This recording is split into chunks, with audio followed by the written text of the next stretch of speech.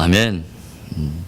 여러분 혹시 브랜드 파워라고 하는 단어를 들어보셨습니까? 브랜드 파워. 이 말은 어떤 상품의 브랜드가 가지고 있는 고유한 가치와 또 거기에서 파생하는 총체적인 영향력을 가치로 환산한 것을 말합니다. 현재까지 전 세계적으로 최고의 브랜드 파워를 가지고 있는 것은 단연 독보적으로 코카콜라라고 하는 제품입니다. 코카콜라 브랜드가 가지고 있는 가치는 총 약 675억 달러에 해당하는 규모로 코카콜라 그 회사가 실제로 가지고 있는 유형 자산의 약 10배 규모에 해당하는 가치입니다. 현재 코카콜라는 약 200개 나라에 하루에 약 8억 병이 팔리고 매 시간당 코카콜라를 저 기차처럼 저렇게 운반하는 그 차량이 시간당 약 100만 마일을 달린다고 합니다. 지난 118년간 코카콜라는 이렇게 최고의 브랜드 파워를 과시하면서 계속해서 성장해 왔고 지금은 지구촌의 약 94%의 사람들이 이 코카콜라의 로고를 기억하게 되었다고 합니다. 만약 코카콜라가 지난 118년간 전 세계 94%의 사람들에게 자신들의 브랜드를 그 로고를 기억시켰다면 왜 우리 그리스도인들은 생명을 살리는 참된 복음을 가지고도 그런 일을 행하지 못하였을까요? 진정 온 인류가 마셔야 할 것은 마셔도 가람을 남기는 코카콜라가 아니라 진정 영원한 생수이신 예수 그리스도의 복음일체인데 전 세계 인구의 26.5%에 해당하는 16억 5천만 명이라고 하는 이 거대한 사람들이 아직도 예수 그리스도의 이름 한번 들어보지 못하는 unreached people, 미전도 종족으로 남아있는 이유가 무엇일까 하는 것입니다. 오늘 시편 67편의 기자는 하나님이여 모든 민족들로 주를 찬송케 하소서 간절히 기도하고 있습니다. 하나님이여 모든 민족과 나라와 족속과 방언 가운데 수많은 영혼들이 돌아와서 그들도 주를 찬송케 하소서 울부짖고 있습니다. 여러분과 제 안에 이 기도가 다시 한번 불릴듯 일어나는 은혜가 있기를 바랍니다. 이 기도가 저와 여러분의 갈망이 되어서 선교적인 헌신으로 우리가 나아가는 복된 은혜의 시간이 될 수 있기를 주의 이름으로 축원합니다. 많은 교회들이 첨탑을 높이 세우고 성장을 꿈꾸고 부흥을 노래하고 있습니다. 조용히 한번 생각해 봅시다. 어떤 교회가 가장 힘이 있는 교회일까요? 어떤 교회가 힘이 있는 교회일까요? 참으로 힘이 있는 교회란 그 안에 예수 그리스도의 복음을 가진 자들이 있는 교회입니다. 예수 그리스도의 복음을 한 사람 한 사람이 그 복음의 능력으로 옷을 입고 있는 성도들이 충만한 교회가 힘이 있는 교회입니다. 그리고 더 힘 있는 교회는 자기가 가지고 있는 그 복음을 세상과 이웃과 열방 가운데 증거해내는 교회가 더 힘이 있는 교회일 것입니다.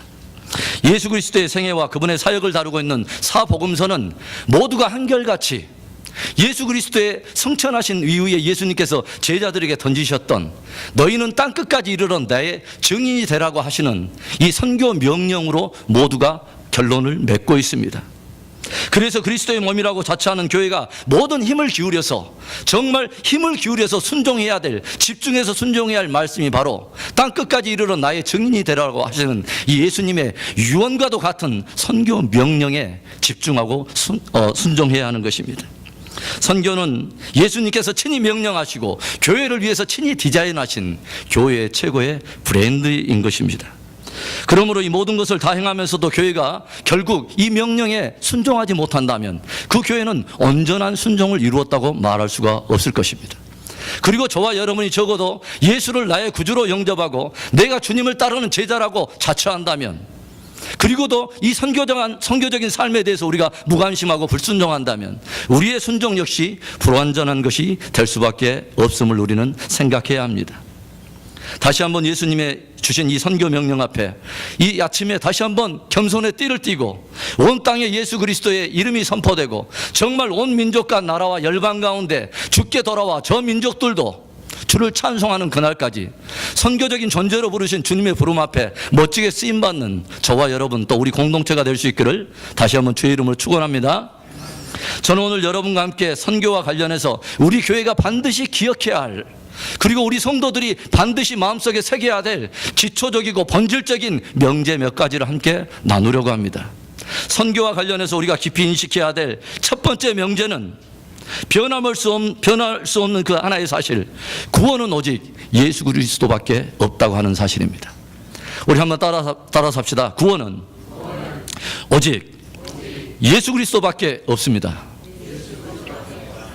저와 여러분은 성부, 성자, 성령 하나님을 믿습니다. 성부, 성자, 성령 하나님. 그러면 우리가 신구약 총체, 이 모든 신구약을 통틀어서 드러난 성부, 성자, 성령 삼위일체 하나님은 어떤 하나님이십니까? 그 하나님은 놀랍게도 미시오 데이, 하나님은 선교하신 하나님이십니다. 성부 하나님의 모습을 우리가 한번 살펴봅시다. 이 성부 하나님을 단적으로 어떻게 우리는 정리할 수 있습니까? 이 모든 성경을 단 하나의 절로 엑기스처럼 요약하고 우리에게 드러내고 있는, 그 복음을 드러내주고 있는 요한복음 3장 16절의 말씀에 의하면 그 하나님은 세상을 이처럼 사랑하사 그 독생자 하나밖에 없는 아들을 저와 여러분을 위하여 기꺼이 내어주신 바로 선교하신 하나님이십니다. 아들을 우리를 위해서 세상 가운데 파송하신 바로 선교하신 하나님이 우리가 믿는 성부 하나님이십니다. 왜 하나님은 하나밖에 없는 아들을 기꺼이 우리를 위해서 내어주셔야 할까요? 왜 내어주셨을까요? 그것은 그 길 외에는 다른 구원의 길이 없기 때문입니다. 온 인류가 죄악으로 빠져서 구원을 위해 그들 스스로 이제는 아무것도 할 수 없고 온 인류에게 영원한 형벌로 갈 수밖에 없는 그 길이 결정되어 버린 바로 그때에 하나님 아버지가 우리를 위해서 결정하신 것은 하나밖에 없는 독생자를 저와 여러분을 위해서 기꺼이 내어주시기로 작정하신 것입니다.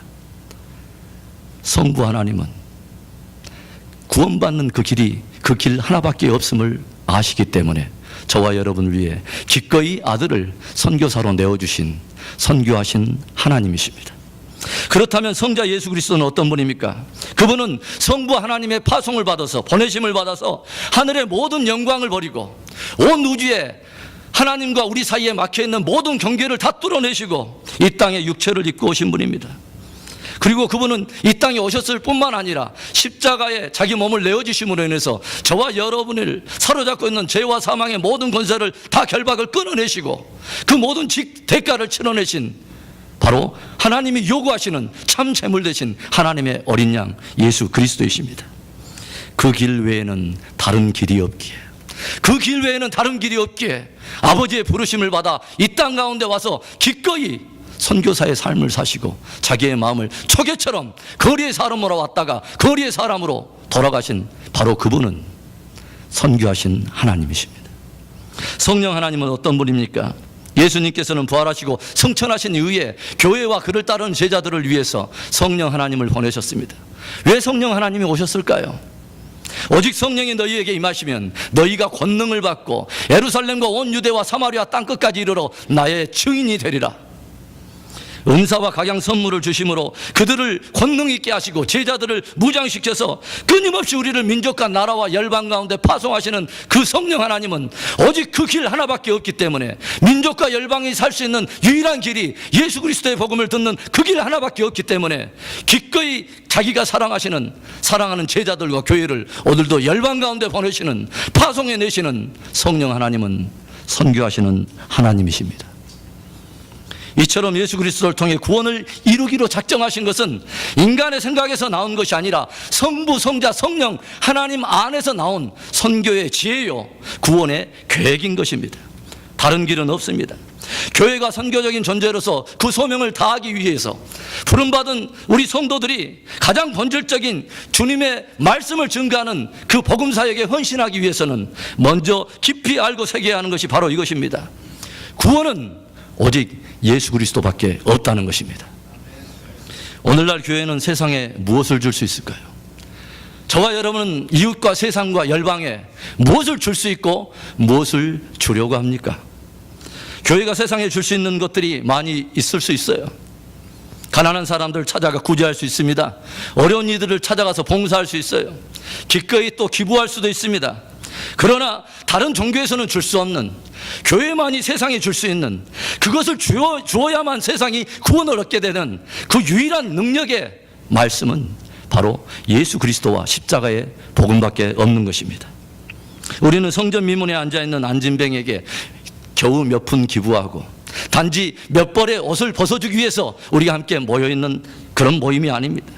적어도 우리는 내게 있는 것으로 내게 주노니 나사렛 예수 그리스도의 이름으로 일어나 걸으라. 한 영혼을 지옥에서 천국으로 옮기며 주저앉았던 인생을 대반전을 시켜서 예수 그리스도의 이름으로 주의 성전을 향해서 뛰어들게 하며 하나님 아버지과 교제하게 하며 영원한 신성과 하늘에 감추어진 놀라운 능력들을 경험하게 함으로 인해서 한 세대가 변하고 한 인생이 뒤집어지도록 변화의 주체로 부름받은 그리스도의 몸인 것입니다.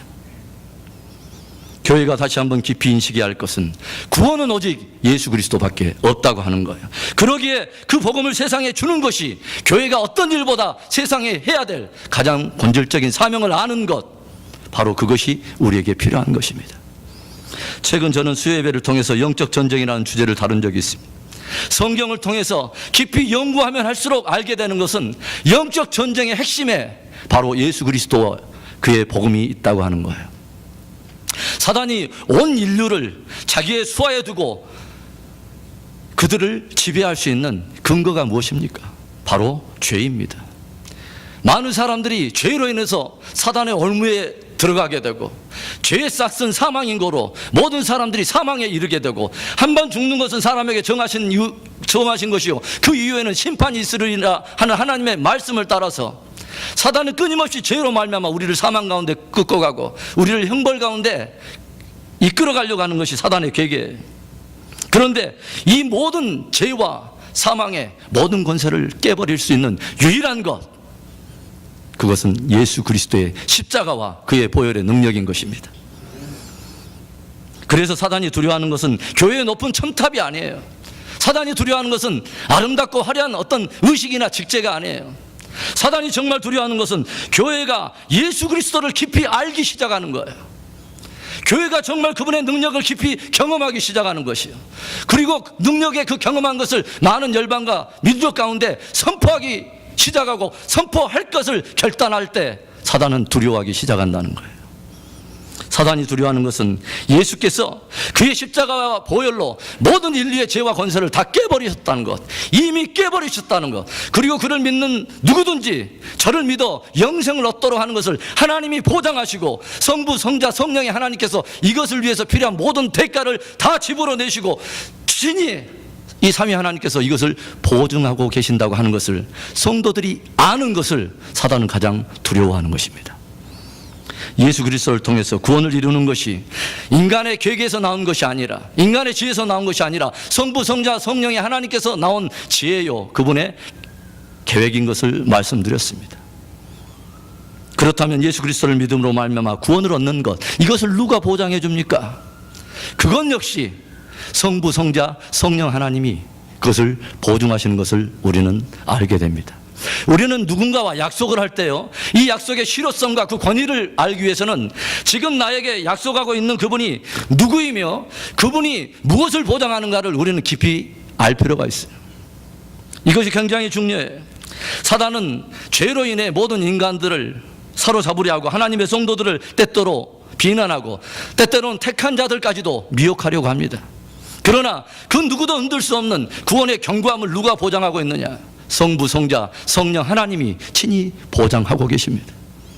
로마서 8장 32절과 33절의 말씀입니다. 우리 함께 읽어봅니다. 시작. 자기 아들을 아끼지 아니하시고 우리 모든 사람을 위하여 내어주신 이가 어찌 그 아들과 함께 모든 것을 우리에게 은사로 주지 아니하시겠느냐? 누가 능히 하나님의 택하신 자들을 송사하리요? 의롭다 하신 이는 하나님이시니. 송사라고 하는 단어는 법정 용어예요. 이것은 누군가 죄를 범했을 때 그 죄의 경지를 물고 죄의 무게와 죄의 질을 따져서 그에 합당한 죄값을 요구하는 것을 송사라고 말을 해요. 누가 능히 하나님의 택하신 자들에게 죄의 질을 따지며 죄의 무게를 따지며 그 값을 요구할 수 있느냐? 결코 그럴 수 없다는 거예요. 왜요? 하나님께서 자기 아들을 내어주심으로 인해서 그를 믿는 자마다 영생을 얻게 하는 것이 진리가 되도록 보증하시고 이를 위해서 기꺼이 아들을 파송하신 분이 하나님이신데, 그 하나님이 내어주심으로 인해서 우리의 모든 죄값을 치러내시고 그분이 심판대에서 칼을 쥐시고 선포하신 말씀이 저를 의롭다고 하셨는데 누가 그 하나님의 의롭다 하심을 부인할 수 있겠냐 하는 거예요. 누가 능히 하나님의 택하신 자들을 송사리요 의롭다 하신 이는 하나님이시니. 저는 이 말씀을 준비하면서요 굉장히 또다시 한번 그 전율하면서 감동을 해요. 자기 아들을 내어주시고 모든 대가를 지불하신 그분이 마지막 모든 인간들의 마지막 심판대에서 모든 것을 판단하고 심판하시고 판사 자리에 앉아서 마지막 선고를 때리실 바로 그분이에요. 자기 아들을 내어주신 그분이, 아들의 피를 흘리신, 기꺼이 내어주신 그 하나님이 아들의 피값으로 산 그 영혼들에게 불의하다 너희는, 그 말은 내 아들의 피를 그분 스스로가 부정한 것으로 여기는 거예요. 하나님 그런 분이 아니에요. 하나님 미쁘시고 의로우신 분이에요.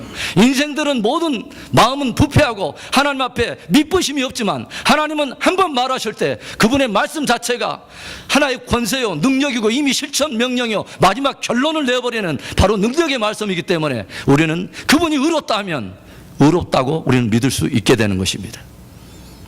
사단이 믿는 자들 참수할 수 없도록 우리의 구원을 보장하시는 분이 또 누구이십니까? 로마서 8장 34절의 말씀입니다. 함께 읽어봅니다. 누가 정죄하리요? 죽으실 뿐만 아니라 다시 살아나신 이는 그리스도 예수시니 그는 하나님 우편에 계신 자요 우리를 위하여 간구하시는 자니라. 누가 감히 복음을 믿어 영생을 얻게 되는 이 견고한 믿음, 그 구원에 관한 진리를 흔들어 놓을 수 있겠느냐? 그럴 수 없다는 거예요. 왜요? 하나님 아버지의 보내심을 받고 이 땅에 오셔서 친히 자기의 몸으로 그 대가를 다 지불하신 그 하나님이 다시 부활하셔서 하나님의 우편에 계셔서 우리를 위해서 지금까지 간구하시는데 누가 감히 그분이 구속해 내신 하나님의 사람들을 비난하고 정죄할 수 있겠느냐는 거예요. 그럴 수 없느니라. 누가 감히 하나님의 택하신 백성들을 송사하고 비난할 수 있겠습니까? 또 누가 우리의 믿음을 보장합니까? 바로 성령 하나님이세요. 로마서 8장 16절의 말씀입니다. 성령이 친히 우리 영으로 더불어 우리가 하나님의 자녀인 것을 증거하시나니. 누가 증거해요? 성령 하나님이. 성령 하나님이 친히 우리의 영으로 더불어 우리가 하나님의 자녀인 것을 증거하신대요. 그래서 이렇게 예수 그리스도를 믿음으로 말미암아 구원을 얻게 되는 이 지혜가 사람에게서 난 것이 아니라 성삼위 하나님께서 만들어내신 그분의 참 지혜요 참 계획이며 그 모든 것을 위해서 친히 대가를 지불하셨던 분이 바로 성부, 성자, 성령 하나님이며 지금도 이것을 견고하게 그 어떤 것도 송사하고 비난하고 정죄하지 못하도록 그 누구도 흔들지 못하도록 이 모든 것을 영원부터 영원까지 다 이루시고 보장해 주시는 그 하나님이 바로 성부, 성자, 성령 하나님이기에 저와 여러분은 구원은 오직 예수 그리스도 한 분밖에 없다고 담대히 선포할 수 있는 것입니다. 사랑하는 성도 여러분, 교회와 성도들이 분명히 알고 다시 한번 깊이 새겨야 할 말씀이 이거예요. 예수 그리스도를 믿음으로 말미암는 이 구원에 대한 유일성과 성삼위 하나님이 보장해 주시는 구원의 견고함을 교회는 다시 한번 새기고 우리 성도들은 다시 한번 굳게 붙들어야 하는 것입니다. 이것을 우리가 온전히 이룰 때만 우리는 내가 가지고 있는 그 복음을 담대하게 다른 사람에게 증거할 수 있고 우리 스스로 영혼에 한치 흔들림 없이 전진할 수 있는 것입니다. 복음 안에서 더욱 담대하고 믿음 승리하는 저와 여러분 될 수 있기를 주의 이름으로 축원합니다. 선교와 관련해서 우리가 기억하고 또 새겨야 될 가장 기초적이고 본질적인 두 번째 명제, 그것은 교회는 복음 전파를 위해서 부름받은 선교적인 존재라고 하는 사실이에요. 따라서 해봅니다. 교회는 복음 전파를 위해 부름받은 선교적인 존재입니다. 우리 1절과 2절 말씀을 봅니다. 하나님은 우리를 긍휼히 여기사 복을 주시고 그 얼굴 빛으로 우리에게 비추사 주의 도를 땅 위에 주의 구원을 만방중에 알리소서. 시편 기자는 오늘 간절히 기도하고 있어요. 하나님, 우리를 긍휼히 여기사 우리에게 하나님의 영광을 아는 빛을 비춰주시고 우리를 그 비춰주신 그 빛으로 말미암아 우리도 열방 가운데 그리고 땅 끝까지 이뤄서 주의 도를 알리는 그러한 통로가 되게 해달라는 거예요. 왜 주님께서는 우리에게 예수 그리스도의 얼굴 안에 있는 영광의 빛을 비춰주실까요? 고린도후서 4장 6절을 봅니다. 고린도후서 4장 6절. 어두운 데서 빛이 비치리라 하시던 그 하나님께서 예수 그리스도의 얼굴에 있는 하나님의 영광을 아는 빛을 우리 마음에 비추셨느니라. 왜 우리에게 예수 그리스도만이 구원의 길이며 성부, 성자, 성령 하나님이 이를 위해서 대가를 지불하시고 그 구원을 흔들리지 않도록 보장하신다고 하는 이 견고한 구원의 비밀을 우리에게 주시느냐 하는 거예요. 왜 우리에게 믿어서 구원받는 그 복음이 그 누구도 송사할 수 없고 정죄할 수 없는 견고한 하나님의 보장인 것을 알게 하시느냐는 거예요. 1차적으로는 저와 여러분이 구원을 얻게 하기 위한 것이에요. 그러나 그게 다가 아닙니다. 그 얼굴빛으로 우리에게 비추신 하나님은 주의 도를 온 땅에, 주의 구원을 만방에 알리기를 원하시는, 그래서 그 열방도 그 민족도 하나님을 찬송하기를 원하시는 하나님이신 것이죠. 오늘 본문에 많이 등장하는 단어들이 있어요. 어떤 단어들입니까? 만방, 땅끝, 열방, 민족. 우리는 하나님께서 믿음의 조상 아브라함을 부르신 그 부르심의 목적을 다시 한번 그의 소명의 부름을 보면서 다시 한번 살펴볼 필요가 있습니다. 창세기 12장 1절부터 3절의 말씀, 너무도 잘 알고 있는 말씀, 우리 함께 읽어봅니다. 여호와께서 아브라함에게 이르시되 너는 너의 본토 친척 아비집을 떠나 내가 내게 지시할 땅으로 가라. 내가 너로 큰 민족을 이루고 내게 복을 주어 내 이름을 창대케 하리니 너는 복의 근원이 될지라. 너를 축복하는 자에게는 내가 복을 내리고 너를 저주하는 자에게는 내가 저주하리니 땅의 모든 족속이 너를 인하여 복을 얻을 것이니라 하신지라. 아멘. 주님께서 아브라함을 부르신 이유는 그로 땅을 주시고 거대한 민족을 이루게 하시고 그 이름을 창대하게 하셔서 그를 복의 근원을 삼으려고 하시는 거예요. 그를 복의 대상으로 삼으려 하시는 거예요. 그러나 우리가 하나님의 말씀을 점점 좀 세밀하게 보면 하나님께 주신, 아브라함에게 주신 이 축복은 어떠한 목적과 방향성이 있다고 하는 것을 우리는 보게 됩니다. 그게 무슨 말입니까? 아브라함을 복의 근원이 되게 해서 아브라함이 누렸던 그 복이 결국 누구에 흘러가기를 원하시는 어떤 그 축복의 이유에 방향성이 있다는 거예요. 그게 뭐예요? 땅의 모든 족속이 너를 인하여 복을 얻을 것이니라. 땅의 모든 족속도 네가 누리고 있는 그 복을 동일하게 누리기를 원한다는 거예요. 교회가 무엇이에요? 교회는 건물이 아닙니다. 예수 그리스도 안에서 결코 구원받지 못할 사람들이 예수 그리스도의 은혜로 말미암아, 그래서 은혜라고 하는 단어를 쓸 수밖에 없는, 오직 그분이 오시지 않으면 안 될 바로 그 은혜를 말미암아서 구원받은 하나님의 백성들을 교회라고 하는 것이죠. 그러면 하나님께서 우리 교회를 부르신 그 본질적인 목적이 뭐냐는 거예요. 그 본질적인 목적이 베드로전서 2장 9절에 나와 있습니다. 우리 한번 읽어봅니다.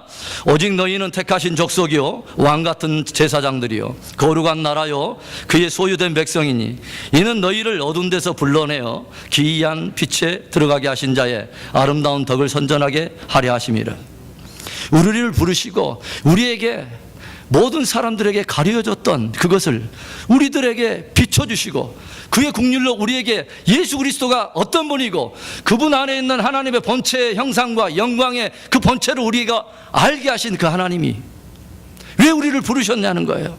그것은 우리를 어둠 가운데서 빛 가운데 인도하신 그분의 선하신 그분의 덕을 열방 가운데 선전하게 하려 하심이라는 거예요.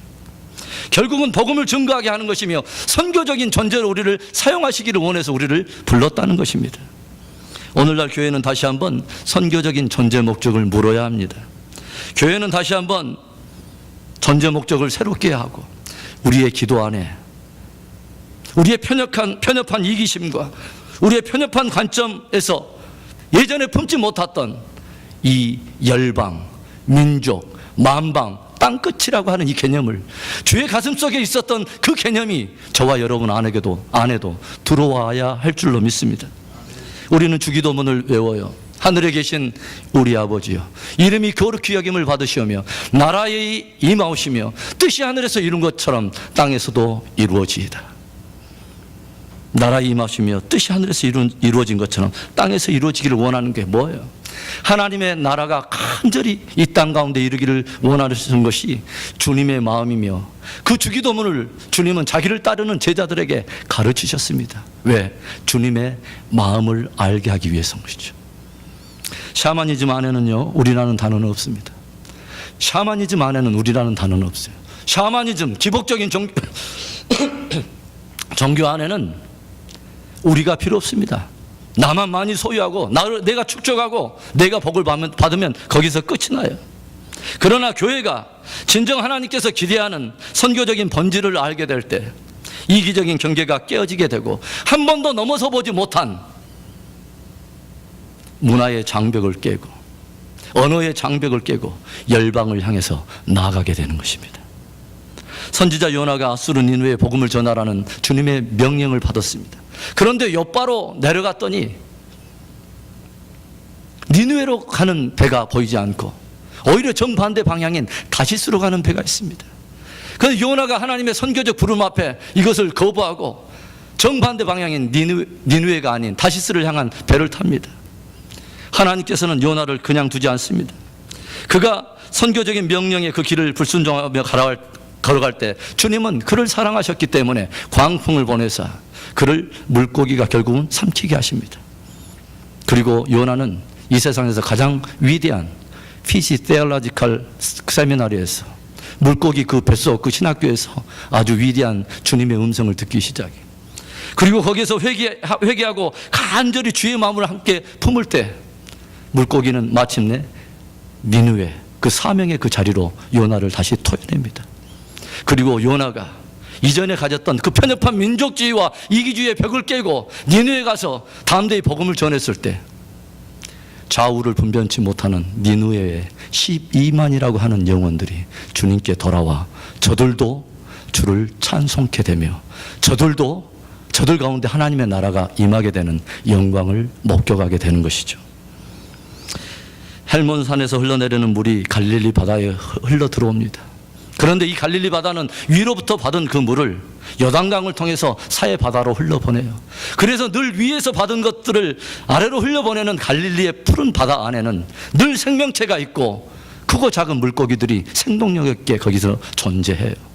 그러나 요단으로부터 받은 그 물을 계속 흡수만 하고 흘려보낼 줄 모르는 사해라고 하는 그 바다는 결국 아무것도 흘려보내지 못한 채 사장되고 오히려 썩어지면서 쓰디쓴 소금바다요 죽음의 바다가 되고 맙니다.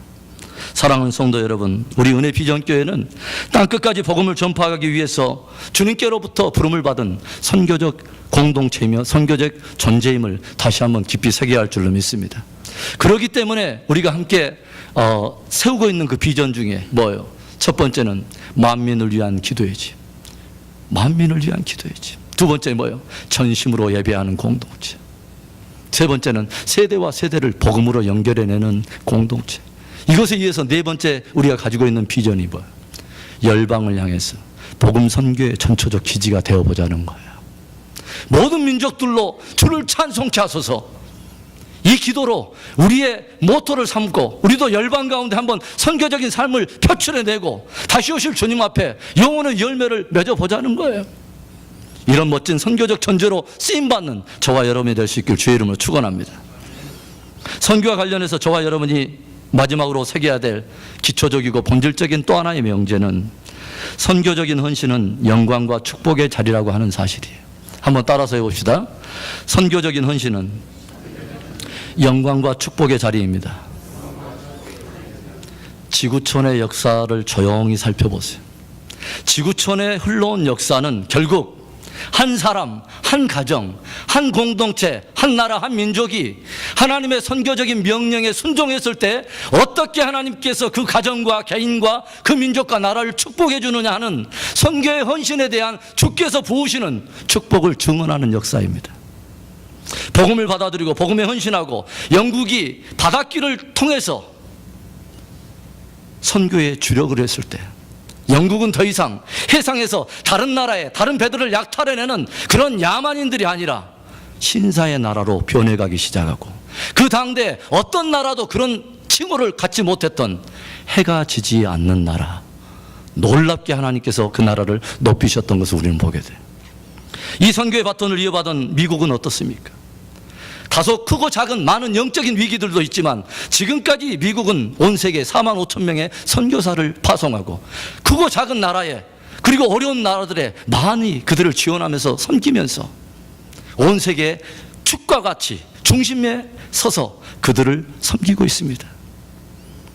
저와 여러분은 그래도 미국의 복음의 빛을 지고 있는 나라예요. 그런 사람들이에요.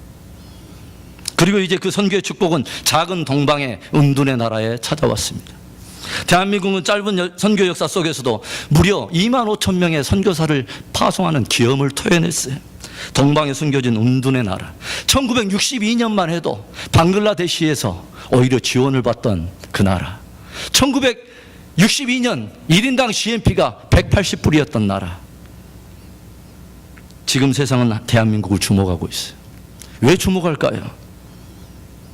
하나님께서는 선교에 주력한 나라, 하나님을 섬기는 그 나라와 그 백성들이 어떻게 하나님께서 다루시면서 어떻게 축복으로 인도하시는가 하는 것을 역사가 증언하고 있기에 모든 민족과 나라와 열방은 지금 한국을 주목하고 있습니다. 여러 영적인 위기도 있지만 하나님께서는 얼마나 선교적인 헌신을 기뻐하시는가 하는 것을 역사 속에서도 보여주시는 거예요. 어떤 분들은 그렇게 물어요. 목사님, 꼭 우리가 가야 돼요? 꼭 거기까지 가야 돼요? 꼭. 그럼 막 꼭지가 돌죠? 네. 이것에 대해서 꼭 가야 됩니까? 꼭 거기까지 가야 돼요? 이것에 대해서 주님께서 이렇게 대답하십니다. 고린도전서 1장 21절입니다. 고린도전서 1장 21절 함께 읽습니다. 하나님의 지혜에 있어서는 이 세상이 자기 지혜로 하나님을 알지 못하는 거로 하나님께서 전도에 미련한 것으로 믿는 자들을 구원하시기를 기뻐하셨도다. 사람들이 볼 때는 어리석어 보여요. 거기까지 가야 돼요? 그 먼 거대를 꼭 가야 돼요?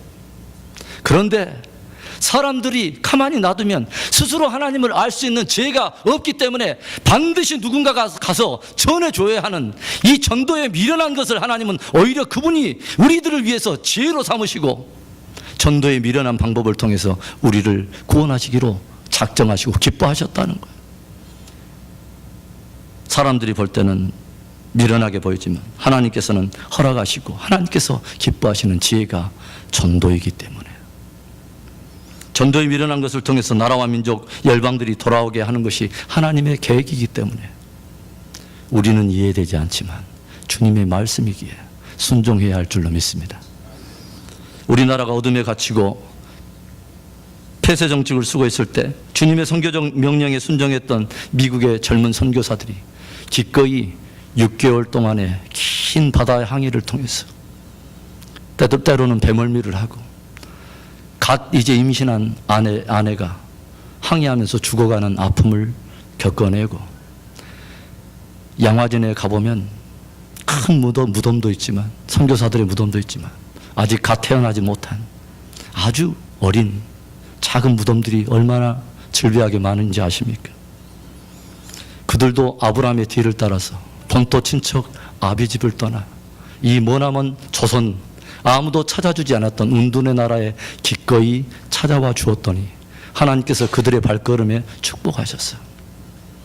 우리 한 나라가 뒤집어지고 안진뱅이였던 아무런 기적과 표적, 하나님을 알지 못했던 우리로 하여금 하나님께 예배하는 백성을 만들고 이제는 열방을 일으키는 귀한 족속으로 삼아주신 은혜의 민족이 된 것입니다. 로마서 10장 13절에는 이런 말씀이 있어요. 누구든지 주의 이름을 부르는 자는 구원을 얻으리라. 그런데 로마서 10장 13절을 우리가 잘 봐야 돼요. 누구든지 주의 이름을 부르는 자는 구원을 얻으리라. 이 말씀이요, 주의 이름을 부르고 구원받은 사람의 감동을 전하기 위해서 이 말씀을 주신 게 아니에요. 조용히 보면 주의 이름을 부름으로 말미암아서 구원을 얻게 되기까지 어떤 수고가 있었는지, 어떤 선교의 역사를 하나님께서 주관하시면서 어떤 나라와 민족과 사람들을 움직여서 그들로 마침내 주를 알아서 주를 부르고 구원을 얻게 되었는가 하는 선교의 사이클을 보여주려고 하는 의도가 있다는 것을 우리는 알아야 돼요. 그래서 바로 따라 나오는 구절이 14절과 15절의 말씀입니다. 읽어봅니다. 그런즉 저희가 믿지 않은 일을 어찌 부르리요? 듣지도 못한 일을 어찌 믿으리요? 전파하는 자가 없이 어찌 들으리요? 보내심을 받지 아니하였으면 어찌 전파하리요? 기록된 바 아름답도다. 좋은 소식을 전하는 자들의 발휘함과 같으니라. 아멘. 한 사람이 주를 부르고 구원을 받았는데 그 사람이 주를 부르는 것이 믿음이 없이 어떻게 믿지도 않는 일을 부를 수 있겠느냐? 이 사람이 분명히 믿음 때문에 주를 불렀다. 그러면 그 믿음은 어떻게 왔느냐? 로마서 10장 17절의 말씀으로 믿음은 들음에서 나며 들음은 그리스도의 말씀으로 말미암느니라. 이 말씀처럼 누군가 들려줬기 때문에 들려지는 그 말씀을 듣고 믿음이 생겨서 믿는 일을 불러 구원을 받게 됐다는 거예요. 그러면 누군가가 전파하는 자가 있었기 때문에 들을 수 있었다는 거예요. 그런데 전파하는 자는 자기 혼자 왔느냐? 아니라는 거예요. 누군가 파송해 주는 사람이 있어서 그의 보내심을 받고 교회의 파송을 받고 공동체의 파송을 받고 어떤 특별한 사람이 헌신된 마음으로 거룩한 부담이 있어서 파송을 받아서 기꺼이 와서 모든 희생을 치러내고 전해줬기 때문에 우리가 들어 예수 그리스도를 믿는 믿음이 와 그리고 그를 부름으로 인해서 구원을 얻게 되었지 않느냐 하는 거예요. 내가 구원을 얻고 보니까 주를 부르고 사는 백성이 되다 보니까 그 감동이 너무 커서 나도 또 다시 다른 사람을 보내고 내 자녀를 보내고 누군가 교회에 헌신한 젊은이를 보내고 내가 가기도 하고 또 가서 이 선교의 사이클 안에 들어왔더니 주님께서는 한 사람이 주를 부르고 구원에 이르기까지 헌신했던 이 아름다운 발걸음을 주께서는 놓치지 않으신다는 거예요. 기록된 바 아름답도다. 좋은 소식을 전하는 자들의 발이여 함과 같으니라. 선교사로 있을 때 선교 보고하러 이렇게 때때로 국내에 들어오면요, 어떤 분들이 그런 말씀이에요. 선교사님이야 소명이 있어서 주님께로부터 불받고 혼자 막 소나무 몇 채 뿌리 뽑으면서 응답받고 선교지 갔겠지만 죄 없는 그 아내와 그리고 그 아이들은 뭔 죄 때문입니까? 조용히 생각해 보세요. 여러분, 선교사는 죄인이 가는 거예요? 그러면 선교사 자녀들이 다 죄인입니까? 죄가 그렇게 많습니까? 여러분 볼 때 굉장히 극악무도한 그런 죄인입니까? 저와 여러분은 다시 한번 선교에 대한 가치를 평가해 볼 필요가 있어요. 우리의 눈으로 말고 주님의 눈으로. 아름답도다. 좋은 소식을 전하는 자들이요 자들의 발과 같으며. 저는 확신해요.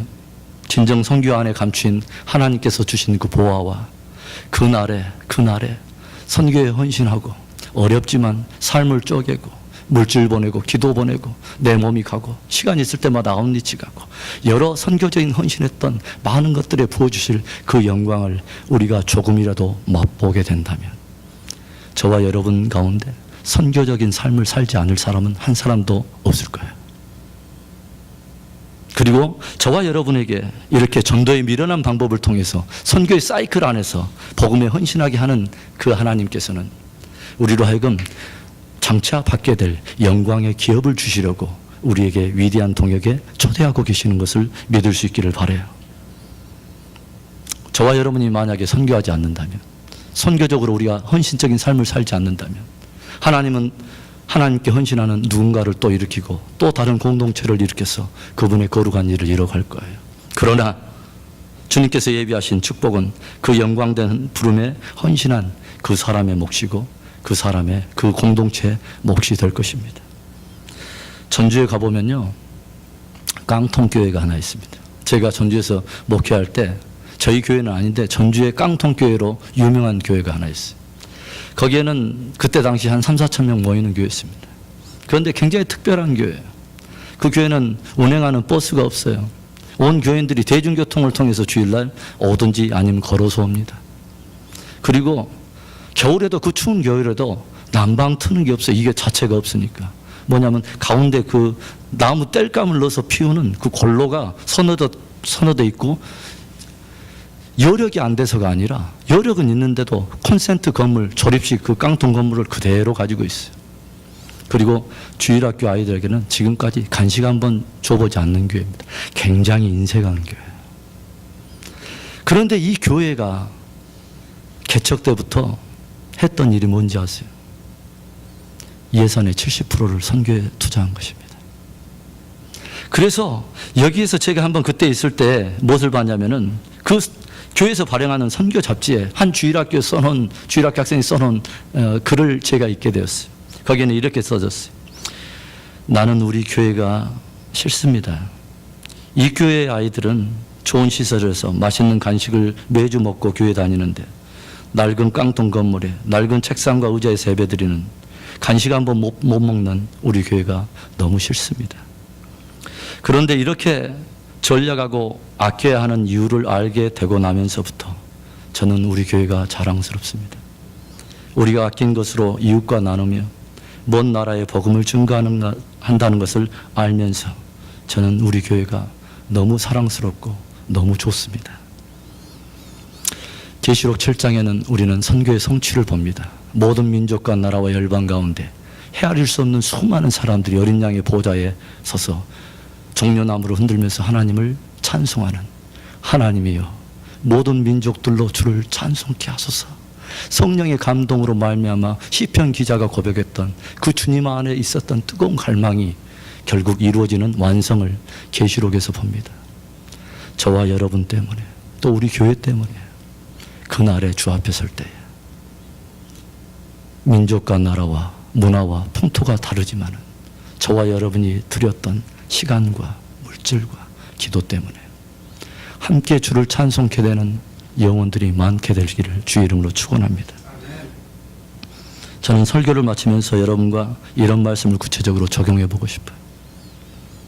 우리 교회가 올해는 우리가 한번 적지만 내가 하나님 앞에 선교적 존재로 부름을 받았다고 하는 것을 인식하고, 내가 가야 할 선교지에 선교사님들이 대신해서 수고하고 땀을 흘리고 있는데, 내가 작게 얼마가 돼도 좋지만 작정을 해서 선교 헌금을 좀 모았으면 좋겠습니다.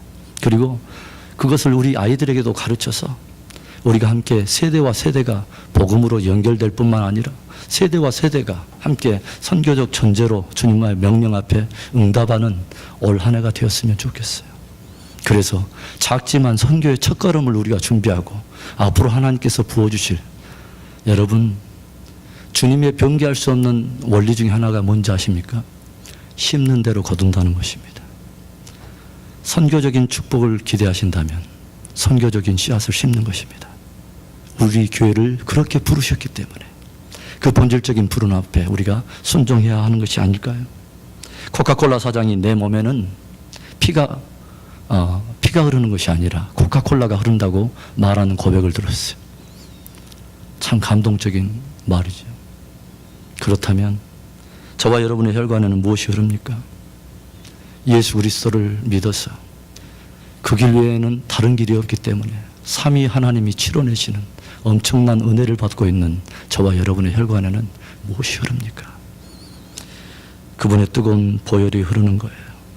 그분의 보혈이 흐르는 사람이 간절히 기도해야 되는 제목이 이것입니다.